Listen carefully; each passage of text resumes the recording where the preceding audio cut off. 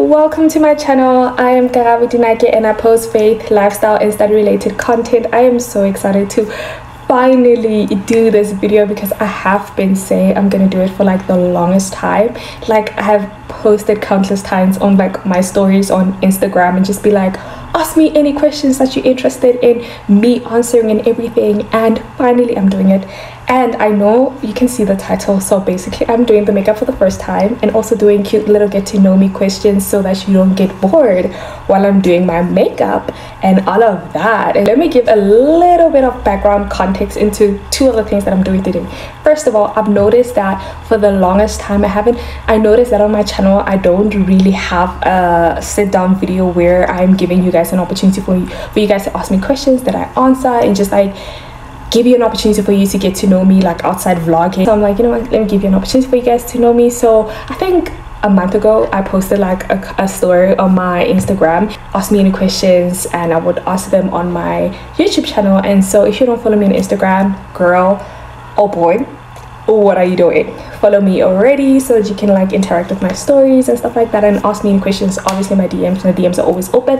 And then with the makeup for the first time, literally what happened is that I'm not a makeup girly. I never was. I'm trying to be, but I feel like every single time when I'm trying to like put on makeup, I feel like I look insane. Like when I say try to put on makeup, I'm talking about lipstick, like as literal as that. I feel like I look insane, like I look crazy.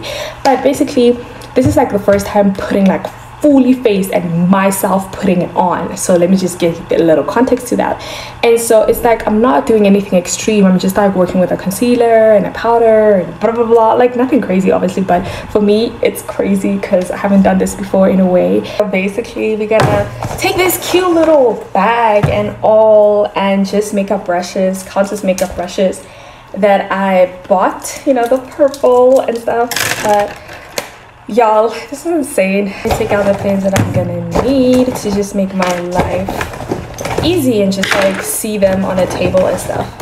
To give more context into this, I feel like my skin looks flawless and like really it's not. It's just like this light makes everything looks perfect. Let me show you a difference. Like you see like my skin still very much still has texture and everything, like it's not perfect. I still have dark under eyes and you know the things, but this lighting makes a difference. So basically let's start with the first question. Are you single?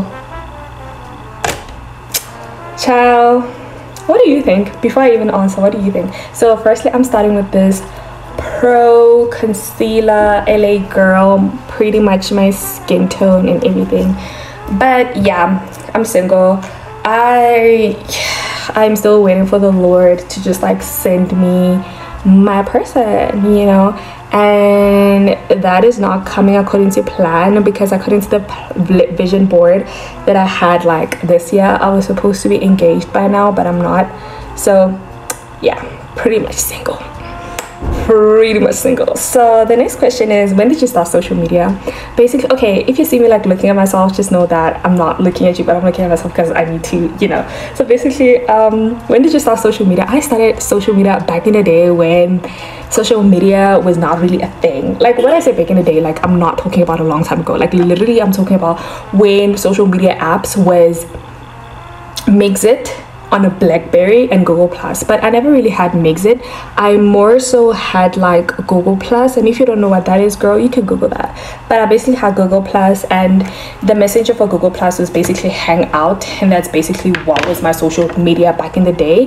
That's when like I would post like casually, not a lot of pictures of myself, but I would post pictures of myself, interact with other strangers there, chat with other strangers there and everything. And I was in grade 8 or something like that, and then from like grade 8 I also had WhatsApp. Like WhatsApp has always been the app that I just used to whatever. And then so basically I would chat on a Google Plus, Hangout and everything, and then that casually moved into Instagram when Instagram became a thing. And then also Instagram was paired with Musical.ly, because before it was called TikTok, it was basically called Musical.ly. And so those were the apps that I casually used. And then just late high school, that's when I hopped into this YouTube thing and basically had like watched YouTube videos on YouTube and stuff. And then first year of uni, I was like, let me become a YouTuber. So but casually throughout the whole process, I've always just had WhatsApp and like yeah, that's when I started like social media. And 2022, I deleted Instagram account, started a new one where I share about God. TikTok I think also started during my first year and stuff. So that's basically the whole story. When did you get saved? I got saved, I think I was in 9th grade. I don't know, I feel like I should just do this in my head. Yeah, but I got saved back when I was in 9th grade. So basic grade 9, 9th grade, whatever you call it.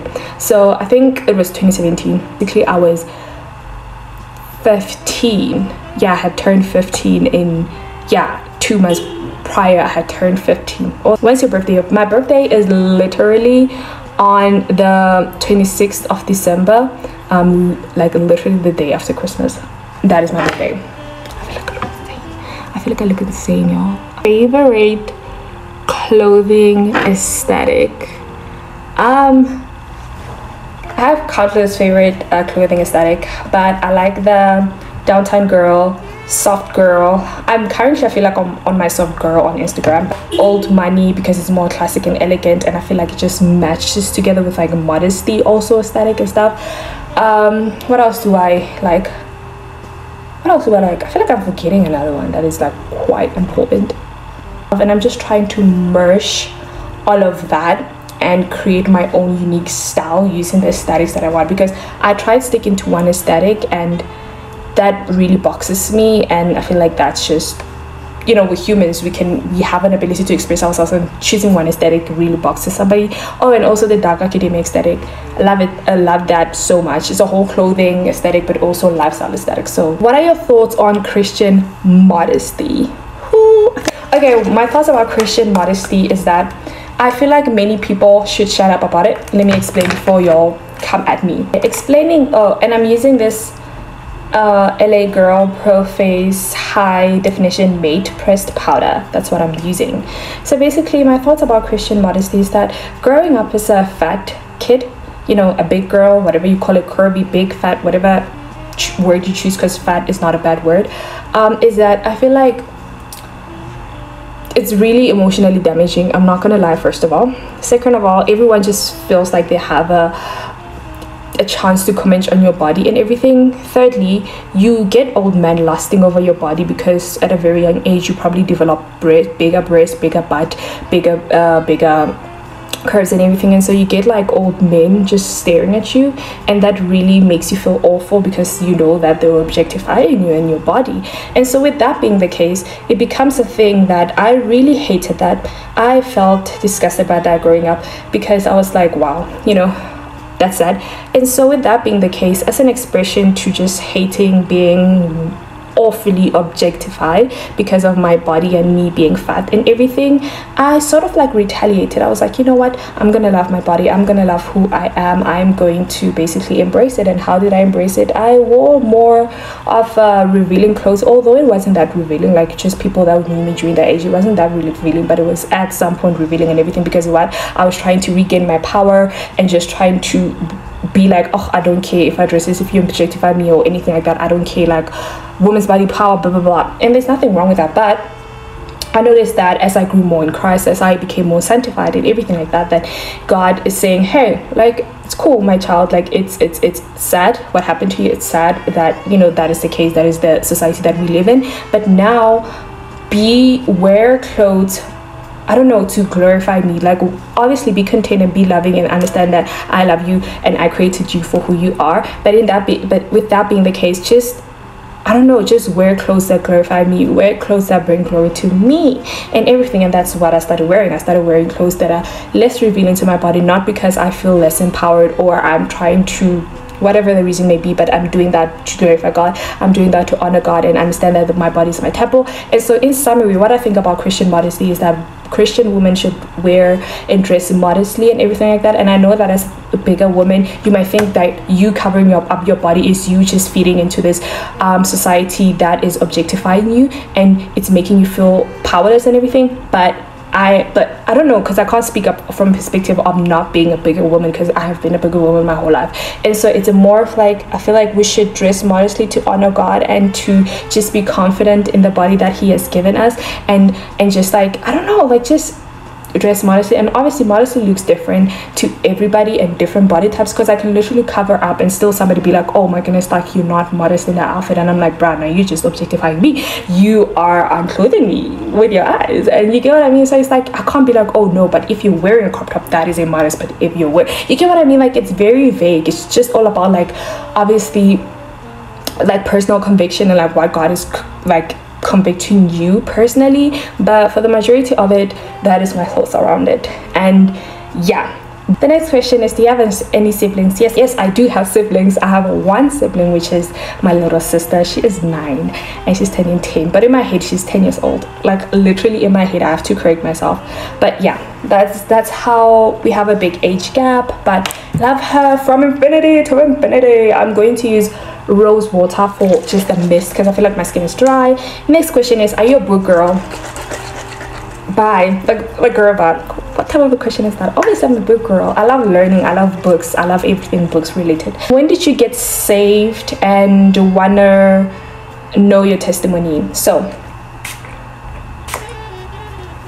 okay. Yeah, I think I answered that question of when did I get saved. So yeah, I got saved like when I was in grade 9. Testimony story, friend invited me to church. Everything else was history. That's a long story short. I cut out most parts, but I feel like my testimony is so huge that there's gonna be, let's do eyelash, let's do mascara, yeah, let's do my lashed up. You know, I feel like my getting saved story is so powerful that it's gonna have a designated video, part 1 and part 2 video basically, I think. But long story short, got invited to church.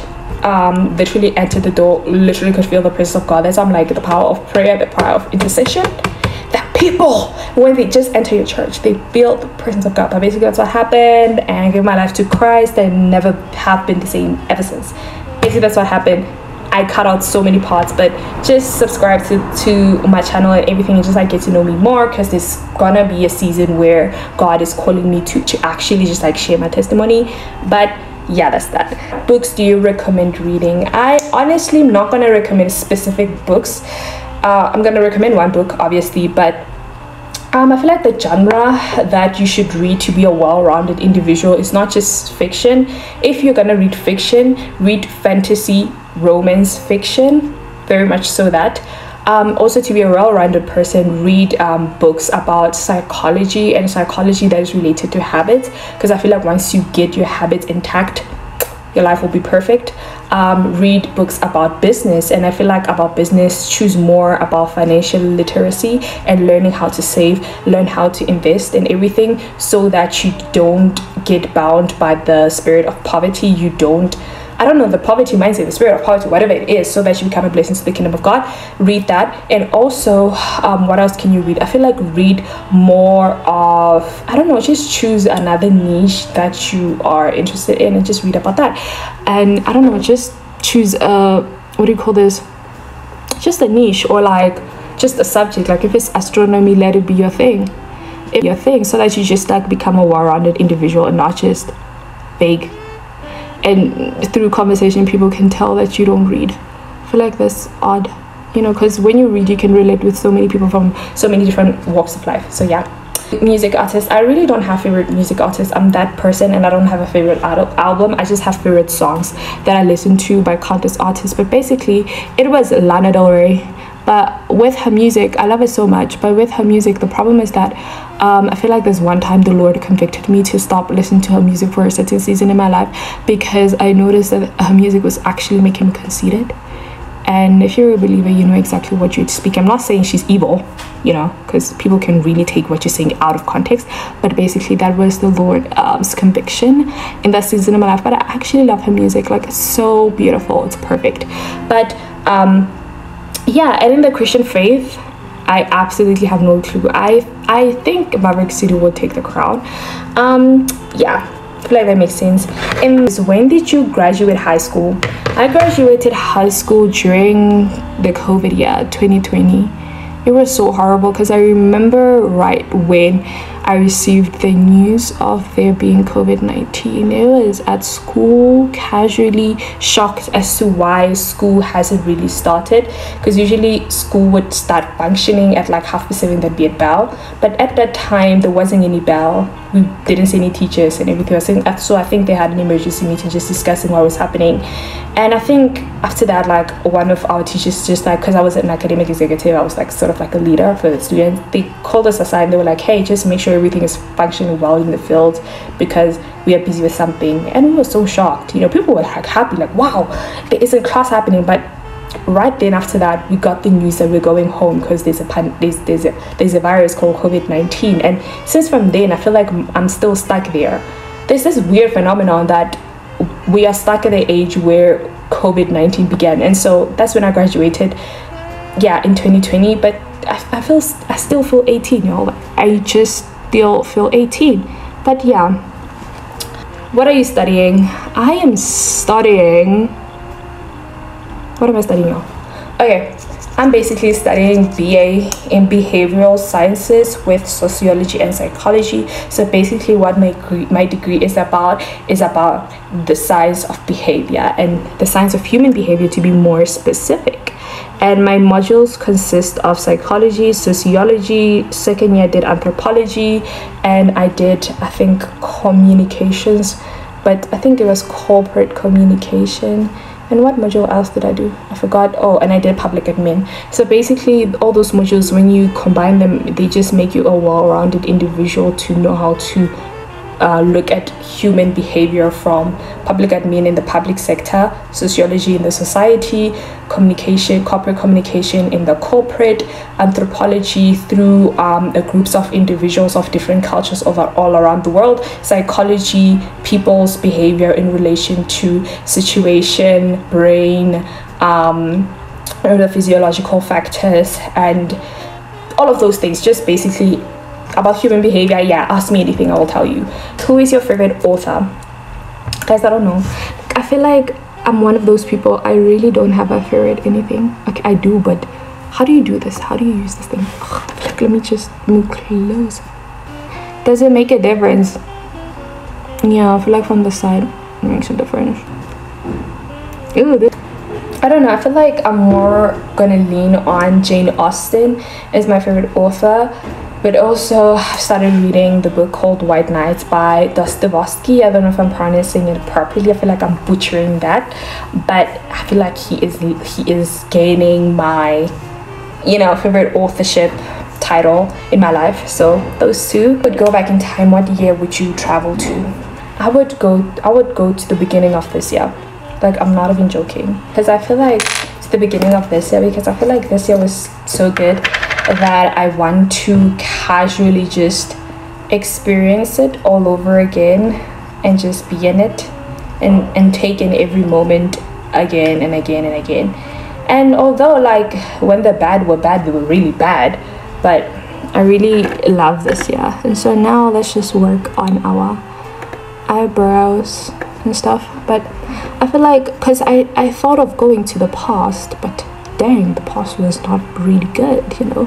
What is my Roman Empire? I will try to insert just a picture of a list of my Roman empires that I have literally been writing, I think, for months now, ever since the trend of my Roman Empire started.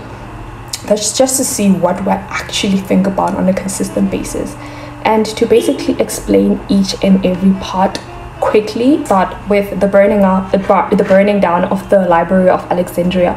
Basically, that library was known to have like just so much knowledge, and as a person that genuinely loves learning, I'm like, how far, never mind the noise, how far would civilization be if that library did not burn down?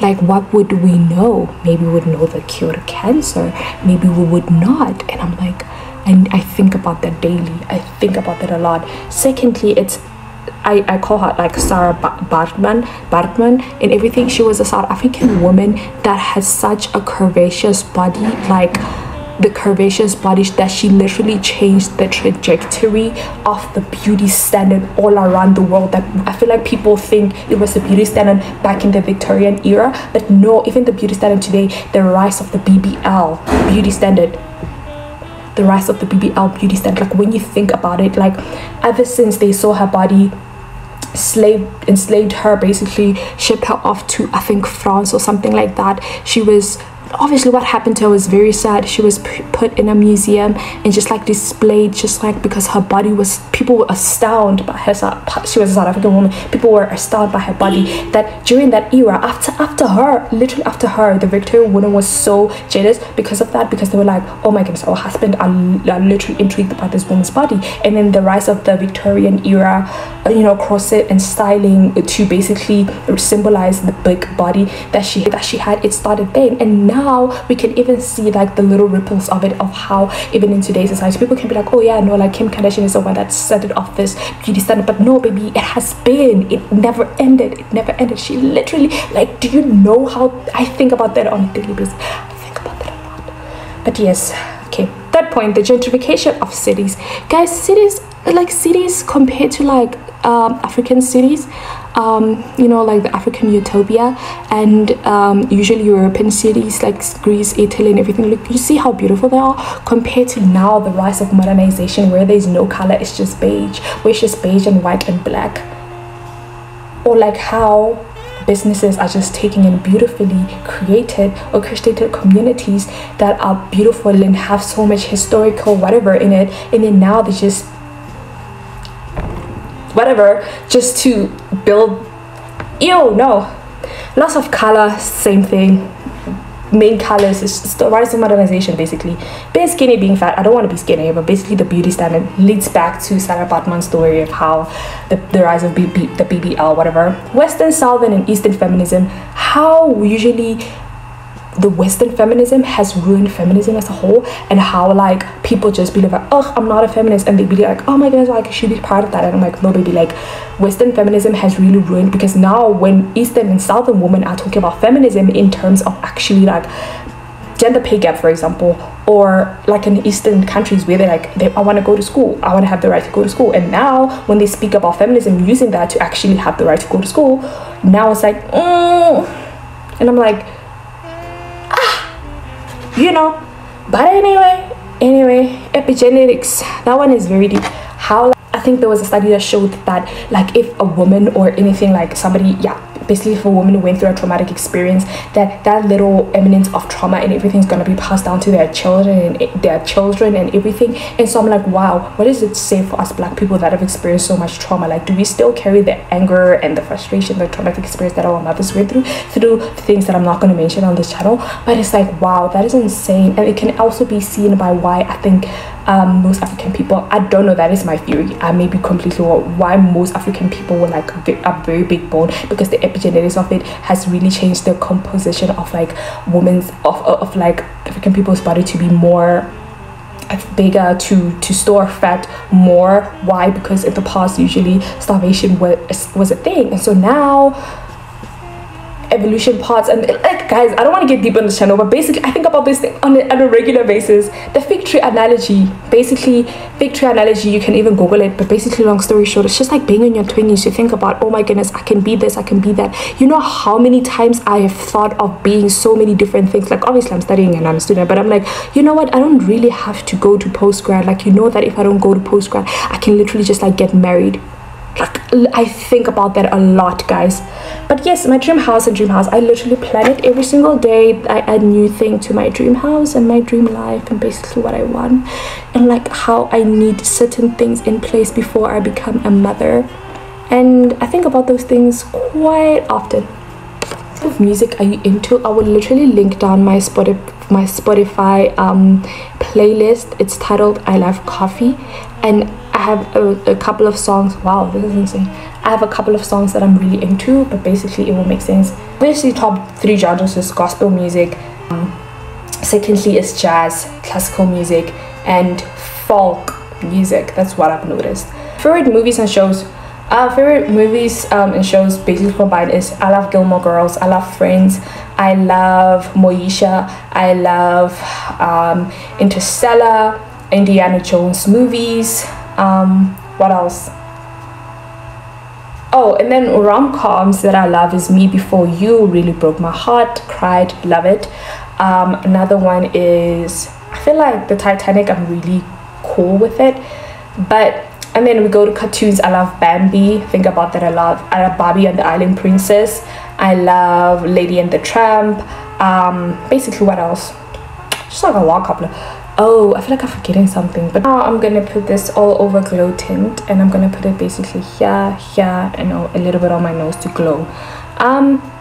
What causes are you passionate about? And like, obviously it's more of like the marginalized people. If you are marginalized either because of your race, your because your age or whatever it is, like I just care about that. I also care about poverty a lot. People that I care about inequality for women. I care about, oh no, this glow tint is making me look insane.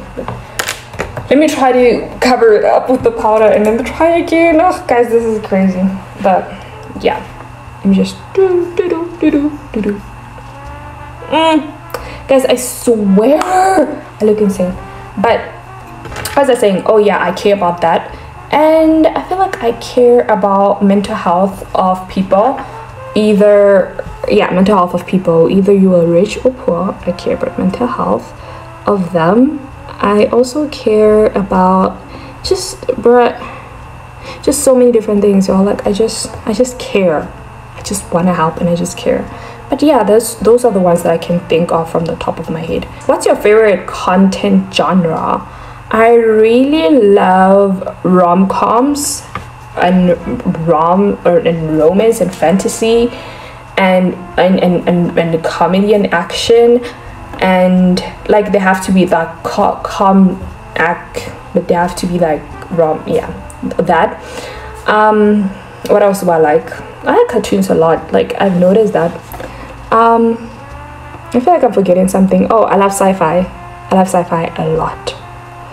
And I like reality shows, like the drama. What would your perfect day look like? My perfect day would look like me being a stay-at-home for a year, because I feel like in my life and in my career I won't be a stay-at-home, which is sad, but me being a stay-at-home for like a year, and I know I don't have to do anything, but basically I just wake up casually, just wake up early, know that I have like a dance class, wake up, read my word, drink coffee, prepare to go to my dance class, after that literally go to a cute little coffee shop or like Mac and Bean or something, grab a coffee and a slice of cheesecake. I don't like cheesecake like that, but yeah, just grab a slice of cheesecake, come home, go to Woolworths, go buy some few groceries, healthier groceries and everything, come home, cook for myself, or if in that period I'm married, cook for my future spouse and everything, like just a 5-course meal. Okay, not really 5-course meal, but basically just cook. And yeah guys, I have to powder up here, but basically just cook for him and just like watch High School Musical, wait him to get home so that we can watch High School Musical together and do the choreography. And just that is a perfect day for me. I just want something that simple, and I know that I live in a house that has a Smeg toaster, Smeg fridge and Smeg appliances. What's something an outsider wouldn't know about your industry? So basically, as I've stated that basically I'm studying BA in behavioral sciences with my module sociology and psychology. That is my 2 majors. And I want to become a psychologist. I feel like I haven't said that. So my industry is like more in the psychology world, is that people wouldn't know how competitive it is. This is so cute. But basically, okay, I think I'm done with like the outline. But people wouldn't really know how competitive it is. Like sometimes I just sit down and I cry because how the competition is so insane. Like it's insane, y'all. It makes you go crazy. I'm using this lip balm. Nature's Nourishment Cherry Lip Balm. I feel like people just be like, oh yeah, you study psychology, is quite easy. I'm not gonna lie, it's not hard. It's really not that hard.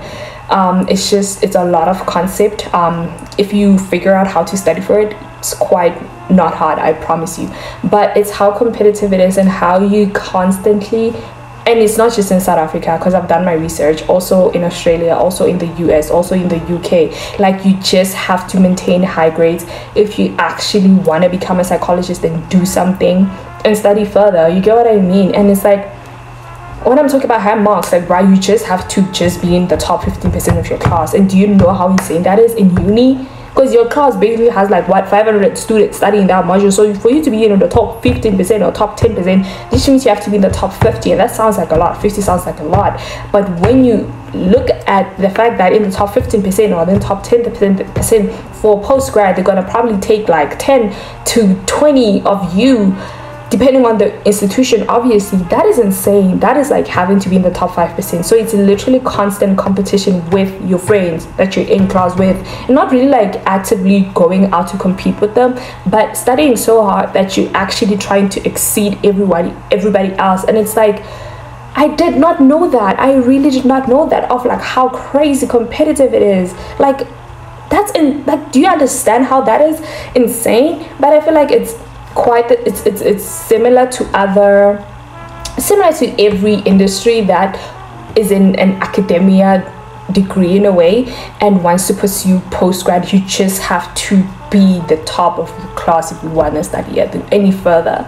And I feel like most people are not prepared for that mentally, emotionally, financially. That is a big factor. And the emotional toll usually is not even about the studying of the module, because like I said, the psychology is not that hard. It's about the applying, the finances that you have to look for financial aid. There's just so many different things. It's emotionally taxing and mentally exhausting just having to go through that process probably every year, because now you have to do your honors 1 year, and then at the end of that 1 year, now you have to think about financing and everything else for the next year. Then once you do your masters and everything, now if you want to continue with your PhD, now you have to think, like, do you understand how up and down that is? So I feel like most people don't know about that, but just how competitive it is. What do you look for in friendship? Passion, pro, setting spray, and all that. I don't know how I look. I feel like I look insane. Like, oh, you're like, who is this girl? Stop.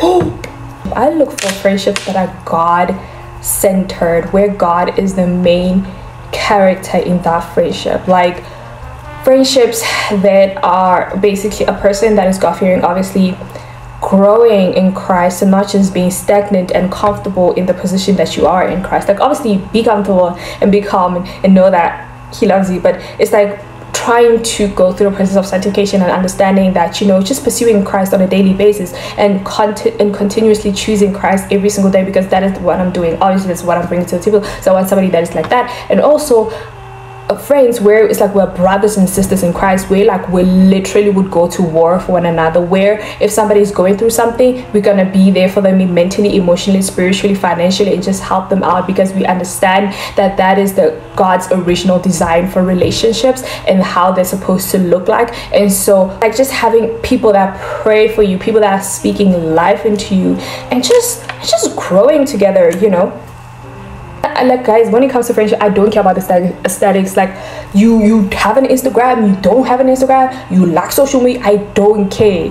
Like, I don't care, because bruh, I'm looking at the spiritual part of it. I'm looking at the spiritual element of it. And obviously, like, things like passions, goals, ambitions might not look the same, because I have friends that basically want to get married and want to have kids, and that's beautiful. That's also what I want.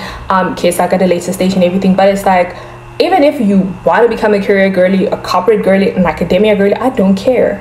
As long as, even if our ambitions may not look the same, but I know that we will get along on so many different things. Why? Because our foundation is laid on the Lord. And even though our ambitions may look differently, but I know that you would understand what I'm saying, and I would understand what you're saying. Why? Because God is in the middle of us. He is helping us understand one another through empathy, through compassion, because what you are in Christ and I am in Christ, and we are both bearing the fruit of the Spirit, and so we can both serve one another with those fruit of the Spirit.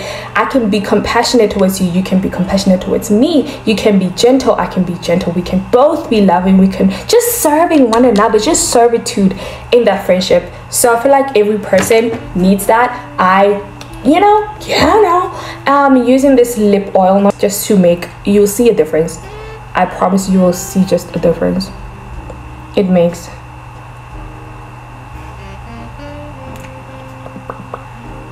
See, but I think I don't want this video to be longer. Tell me if you want a part 2. I don't mind, y'all, and everything. That's all the questions. Tell me if you want a part 2, and just give me, I don't know, maybe comment down below like the questions that you'd like for me to answer, that you'd like to get to know me more about, because I think I touched on most of the things, like regarding my faith, and you know, how I got saved, even though I didn't get that deep, when I got saved, how old I am. I think I didn't say that, but I'm turning 21 on the 26th of December, so I'm currently 20. What I'm studying, the favorite movies, favorite artists, my Roman Empire, what I think about a lot. And obviously, like guys, when I didn't put my faith, obviously I think about God a lot. Like I genuinely think about God a lot. Like I think about God every single day. Obviously that isn't a set thing in stone. I'm Christian, I think about God all the time. Like every decision I'm making, God is first, you know, he's the main character. And so obviously that's what I think about. Movies, shows, big things like my passion courses, like my courses of passion, like all of those things. I think we touched it, and I hope that you got to know me more on just seeing me vlogging my day-to-day life, but everything. And if you loved this video, hit that subscribe button and notification bell so that you can be notified every single time I post. And guys, tell me, how do I look? I feel like I look insane, I look crazy, and I don't know, let me just show you without the light, because the light is making everything look exquisite. Look, like I look crazy, don't I feel like I will not leave the house looking like this.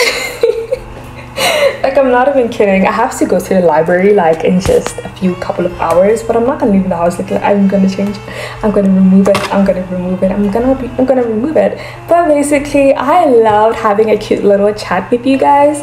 I love doing sit down videos now. Thank you so much. Comment down below your favorite part, and be excited for the next video because I have exciting news. And bye bye.